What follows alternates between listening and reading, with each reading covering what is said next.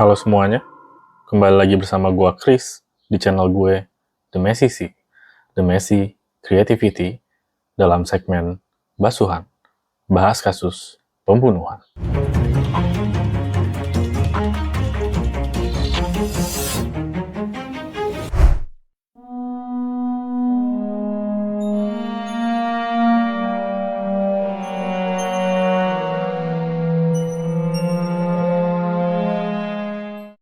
Setiap anak di Thailand kenal atau tahu dengan nama Sikui Saeung, yang dikenal juga dengan Sikui. Dia ini adalah seorang imigran asal Cina yang tinggal di Thailand dan dikenal sebagai seorang pembunuh berantai kanibal. Masyarakat lebih banyak atau lebih dominan menyebutnya sebagai The Boogeyman of Thailand.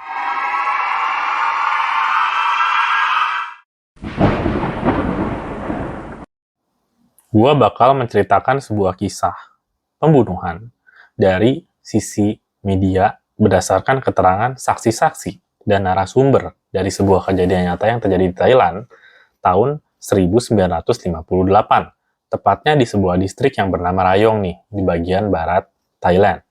Nah, waktu itu malam-malam, seorang ayah tengah berlari-lari nih bersama beberapa warga di distrik tersebut. Rupanya, mereka itu lagi nyari-nyari anak laki-laki si bapak ini yang udah hilang dari tadi pagi. Namanya Sumbon. Mereka terus nyari-nyari nih semalaman, sampai akhirnya yang didapatin bukan anaknya, tapi ada seorang pria yang mencurigakan. Jadi pria ini itu sedang duduk berlutut gitu menyiapkan ranting-ranting dedaunan, seakan-akan mau membakar dedaunan dan ranting-ranting ya, tapi rupanya dia tuh sedang menutupi sesuatu. Si bapak ini nggak mau nanya apa-apa, nggak mau babi bu apa-apa, jadi dia langsung bawa nih, digeret si orang ini sama warga, sama dia juga ke kantor polisi. Dan didakwa atas pembunuhan anak berusia 8 tahun bernama Sumbon. Dan laki-laki ini dikenal dengan nama Sikui. Menurut keterangan kepolisian kepada media, pembunuhan Sumbon itu diperkirakan terjadi jam 3 sampai jam 4 sore, tanggal 27 Januari 1958. Jadi, hari itu si Sumbon disuruh bapaknya nih buat membeli hasil perkebunan ke tempat di mana si Sikui ini bekerja. Si Sikui ini diduga memikat si Sumbon itu dengan mengajaknya itu main nangkep burung, katanya begitu ya. Dibawalah nih si Sumbon jauh ke dalam perkebunan. Setelah dirasa suasananya cukup sepi, Sumbon langsung digorok. Setelah tewas kehabisan darah, dibeleklah itu perut Sumbon dan diambillah hati dan jantungnya, lalu dia kembali ke rumahnya yang gak jauh dari perkebunan. Apa yang dia lakukan? Dia membersihkan, mencuci bersih nih jantung dan hatinya si Sumbon ini untuk direbus, lalu dia makan. Setelah dimakan, dia balik lagi tuh ke lokasi si Sumbon buat nyari si mayat anak ini untuk dibakarnya ya. Jadi dia ngumpulin ranting dan dedaunan, lalu sedang menutupi si anak ini nih, sampai akhirnya kepergok tuh sama bapaknya anak ini yang lagi bersama dengan warga dari distrik Rayong itu yang lagi nyari anak ini. Dan disitulah dia ditangkap oleh kepolisian. Adalah Wang Li Hui, atau yang lebih dikenal oleh masyarakat Thailand dengan nama Sikui Saeung. Disebutnya Sikui ya. Jadi dia ini, si Sikui ini adalah pria kelahiran China yang lahir tahun 1921. Waktu remaja, dia ini direkrut masuk tentara Cina untuk membantu Cina di Perang Dunia II melawan Jepang. Waktu itu, rupanya ada kejadian di mana tentara Jepang memutus pasokan makanan ke peletonnya atau pasukannya si Sikui ini, yang menjadikan dia disebut-sebut bertahan hidup dengan cara memakan bagian-bagian tubuh dari rekan-rekannya yang telah tewas dalam berperang. Setelah berakhirnya Perang Dunia II itu, dia direkrut lagi nih sama Mao Zedong untuk jadi pasukan tentara merah. Tapi pada akhirnya, dia kabur ke Thailand. Tibanya di Thailand ini, si Sikui ini menetap tuh di sebuah distrik yang dinamai Tapsakai di bagian baratnya Thailand ya. Dia tuh katanya bekerja sebagai buruh serabutan selama 9 tahun, cukup lama. Pada akhirnya, Dia tuh pindah provinsi nih, dapat pekerjaan di perkebunan di Provinsi Rayong. Sampai pada akhirnya di tanggal 27 Januari tahun 1958, nasibnya si Siku ini berubah drastis. Atau bisa gue bilang, nasibnya anak berumur 8 tahun bernama Sumbon berubah drastis. Kepolisian nih memberikan pernyataan lagi kepada media kalau si Siku ini diinterogasi selama 4 hari dari tanggal 27 sampai tanggal 30 Januari. Jadi 27, 28, 29, 30 ya begitu. Tapi catatan interogasinya hanya ada pada tanggal 30 Januari. Saat diinterogasi, si Siku ini nggak bisa nih ngebela diri karena apa? Keterbatasan bahasa. Ya fakta sih ya. Jadi orang-orang China yang keluar negeri itu jangankan bahasa Thailand gitu. Bahasa Inggris pun jarang ada yang bisa. Ada sih beberapa yang bisa, tapi kebanyakan pada nggak bisa gitu. Sampai akhirnya tanggal 30 tuh dia mengaku itu pembunuhan atas si Sumbon ini nih. Dan praktek kanibalisme juga diakui ya. Jadi atas pengakuannya itu penyidik nih ngehubungin lagi si Sikwi dengan pembunuhan anak kecil lainnya yang sebelumnya belum terpecahkan di Thailand tuh. Terjadinya di kota Bangkok sama Nakhon Pathom, nama kotanya. Yang dengan tegas dibantah sama si Sikwi tanggal 30. Tapi setelah diinterogasi selama 96 jam berturut-turut non-stop, si Sikwi ini akhirnya mengakui ketiga pembunuhan dan kanibalisme terhadap dua korban lain di Bangkok dan Nakhon Pathom tersebut. Setelah ditelusuri lagi nih sama kepolisian, akhirnya dikaitkan lagi nih si Sikwi ini dengan pembunuhan anak-anak lain di Thailand, di luar dari dua orang yang tadi. Siapa aja korbannya? Yuk, kita bahas satu-satu yuk. Yang pertama itu namanya Lee Chutang, di Bangkok. Kasusnya tahun 1954, tanggal 27 November ya. 3 tahun nih sebelum si Sikwi ditangkap pembunuhan si Sumbon yang tadi. Jadi seorang anak perempuan nih, namanya Lee Chutang, dilaporkan hilang waktu nonton opera Cina sama ibunya di distrik Yao Warat, Bangkok. Polisi nemuin jasadnya besoknya nih, keesokan harinya ya, di stasiun kereta dekat dengan taman yang namanya Taman Citlada. Terdapat jejak kaki berlumuran darah, tapi nggak ada saksi atau barang bukti yang ditemukan selain jejak kaki itu.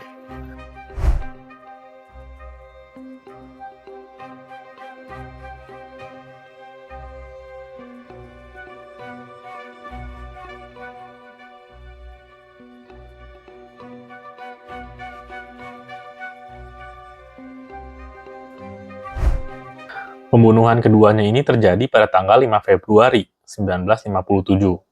Korbannya sekarang bukan anak-anak, tapi gadis muda namanya Siu Chutang. Ditemukan di sebuah gua yang terletak di sebuah kuil di Nakhon Pathom, Thailand Barat. Si Kui juga mengakui nih pembunuhan ini dilakukan berbarengan dengan kanibalisme lagi, yaitu dia mengkonsumsi jantung dan hati si korban.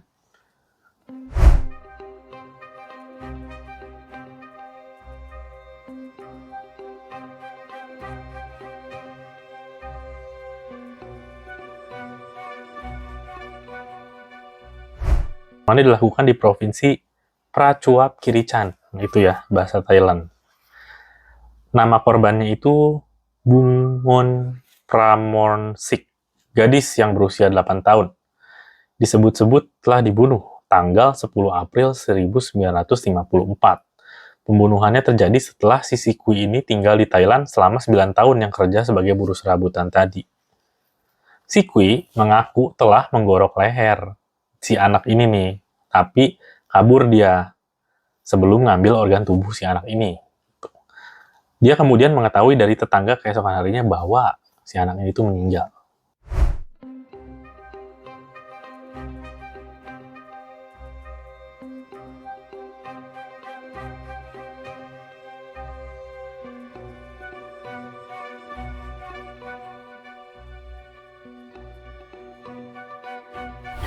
Dua korban berikutnya itu adalah anak gadis, yang satu berusia 10 tahun dan yang satu lagi berusia 9 tahun. Jadi di waktu yang berbeda ya.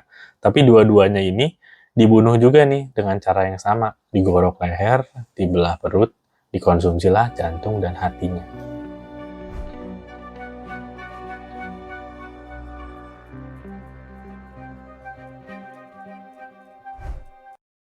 Oke, Berita tentang si Kui ini tuh jadi santapan empuknya media Thailand di kala itu ya.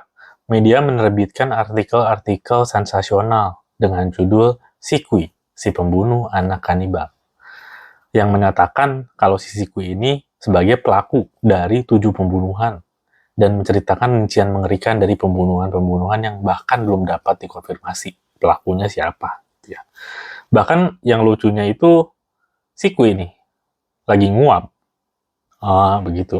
Difoto sama media dan dijadikan cover untuk jadi cover atau gambar artikelnya dia yang menunjukkan seolah-olah si Queen itu ngeri, lagi mau makan anak-anak gitu.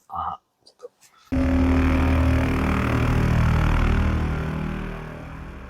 Pengadilan si Kui ini atas kasus-kasus pembunuhan yang katanya dia lakukan itu berjalan selama 9 hari.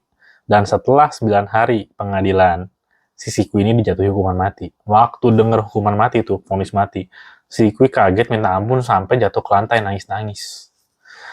Katanya, si Kui ini bilang nih, dia itu dijanjiin bakal dipulangin ke Cina kalau dia mau ngakuin ketujuh kasus pembunuhan anak-anak ini. Oke, setelah akhirnya dieksekusi nih, pada tahun 1959, usia 32 tahun, jenazahnya si Kui ini diminta sama Fakultas Kedokteran rumah sakit namanya Siriraj di Thailand ya.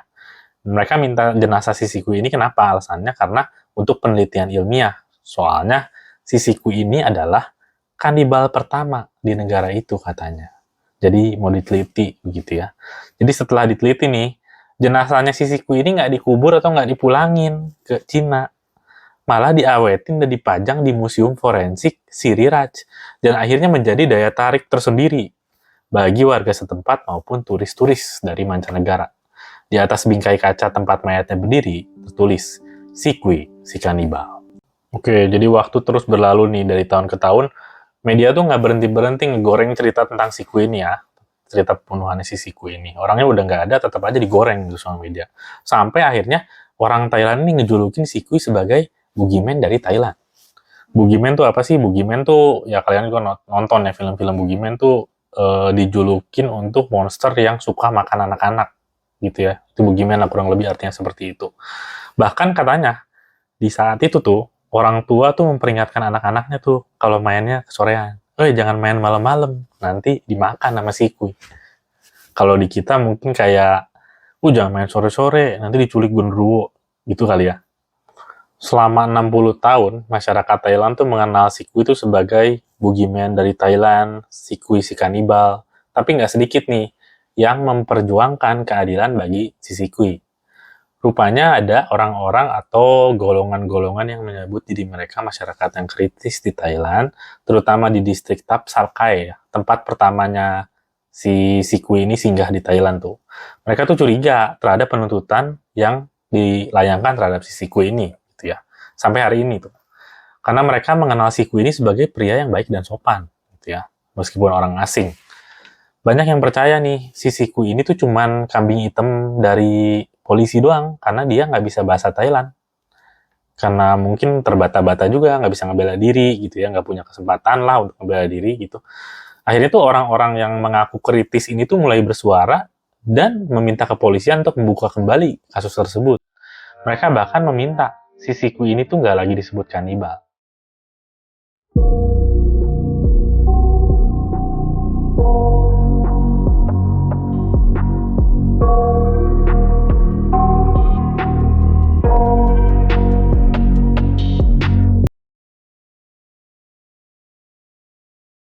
Puncaknya nih, setelah dipajang di lemari kaca tadi selama lebih dari 60 tahun sebagai pajangannya buat turis-turis dan wisatawan domestik, jenazah si Kui ini tuh akhirnya menerima penghormatan terakhir dengan dikremasi ya.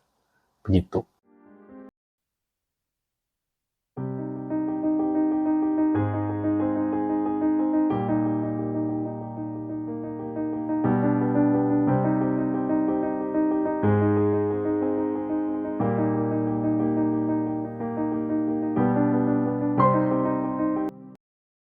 Dari sumber yang gue baca nih, ada background sejarah yang rupanya terjadi bersamaan dengan kasusnya si Kui ini.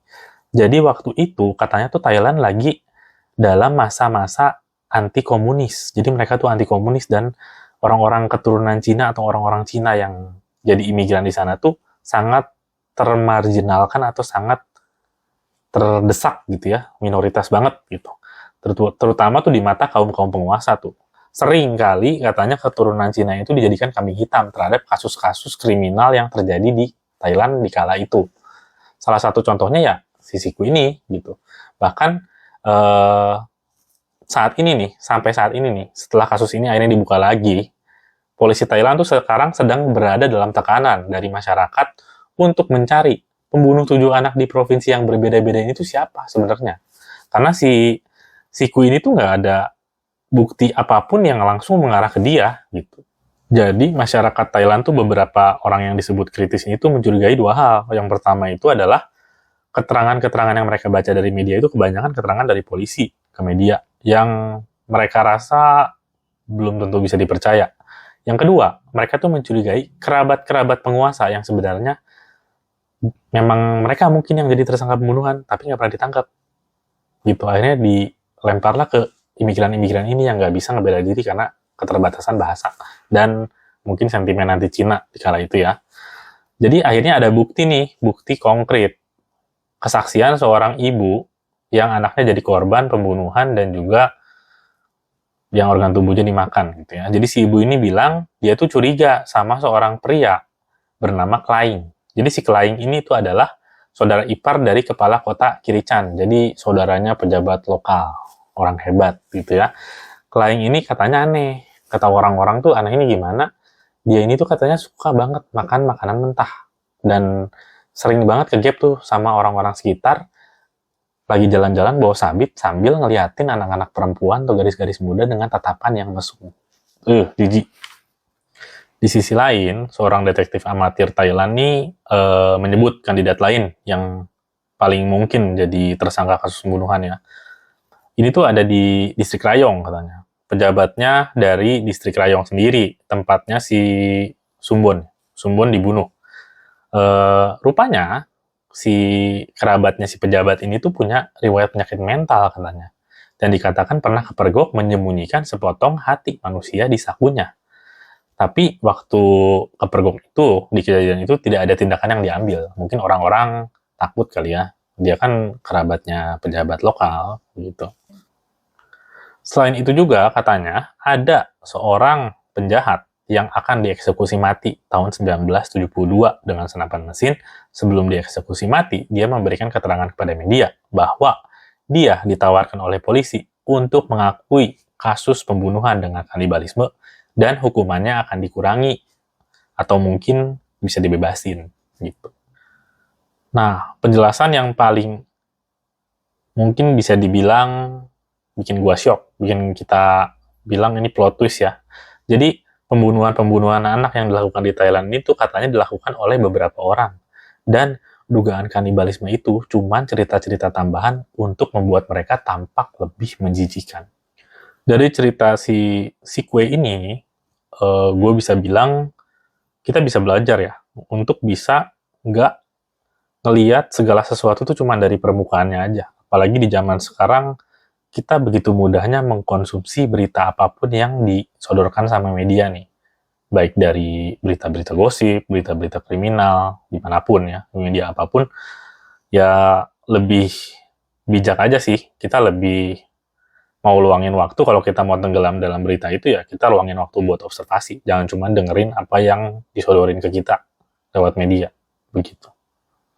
Jadi, apakah menurut kalian nih, para penonton, si Sikui ini adalah pembunuh sebenarnya dari anak-anak yang ditemukan mati tanpa hati dan jantung tersebut? Jadi, apakah benar nih Sikui ini adalah the real boogeyman of Thailand? Atau mungkin itu cuman cerita-cerita yang dibumbuin aja sama media? Yang pasti, seorang eksekutor nih, atau orang-orang yang biasa mengeksekusi tahanan dari tahun 1984 sampai 2002 ya, namanya Chaforet Jarubun dari Thailand, menulis dalam memoirnya nih. Katanya, sampai pada saat ini, saya tuh sampai pada kesimpulan bahwa eksekusi yang mereka lakukan itu sangat-sangat berisiko untuk membunuh orang yang tidak bersalah karena tidak adanya bukti, kecuali memang motifnya adalah eksekusi untuk balas dendam publik karena sentimen anti-Cina tersebut. Oke, sampai di sini dulu pembahasan kasus pembunuhan dalam segmen Basuhan kali ini. Kita akan ketemu lagi dalam segmen Basuhan selanjutnya bersama gue Chris di channel gue, The Messy Creativity. Bye-bye.